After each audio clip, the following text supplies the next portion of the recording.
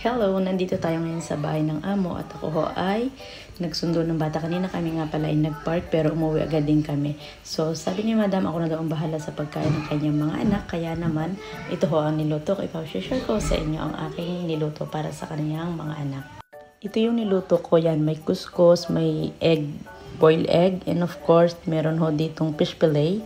And yung isa naman, ang gusto ng lalaki ay may rice, tapos fish fillet, at isang piraso ding boiled egg. At gusto ho niya ay merong pasta daw. And after that is, ito yung cream na ginagamit ko. Napaka-simple lang naman lutuin ito. At dito nga pala, kung hindi ka rin marunong magluto, madali lang naman ho talaga niluluto para sa mga bata. So, nasa iyo na yung kung paano ka malilearn sa pagluluto. Pwede kang manood ng mga YouTube at marami kang makukuhang ideas. Kagaya ko, although mahilig ako sa kitchen, pero I love cooking talaga. So ngayon, na-extend tayo dahil bibisitting tayo at nakakatuwa itong boss ko kasi nga ho, in-orderan ako ng pagkain. Gada bibisit ko naman ho, in-orderan nila ako dito ng pagkain. So, i-share ko sa inyo kung ano ang kakainin ko ngayon. So, ayan po ang aking kakainin ngayong KFC. In-orderan ako ng aking boss. Ito ay bacon. Favorite ko yan, sarap.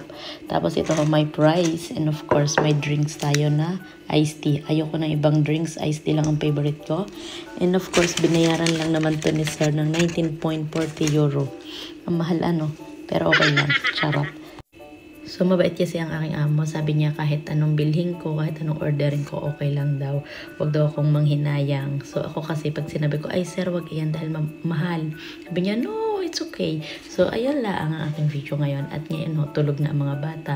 Kaya ko naman ho ay kakain na. So, ano pa? Kain na ho tayo. So, enjoy watching. Bye-bye!